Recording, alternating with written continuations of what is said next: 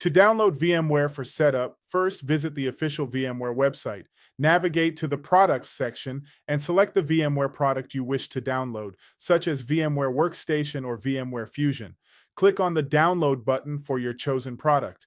You may need to create a VMware account or log in if you already have one. Once logged in, select the version compatible with your operating system. Click the download link and the installer will begin downloading. After the download is complete, locate the installer file on your computer and double-click to start the setup process.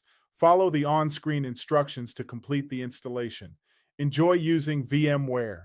To install VMware on your desktop, first, visit the VMware website and download the latest version of VMware Workstation or VMware Player. Once the download is complete, locate the installer file in your Downloads folder and double-click it to start the installation process.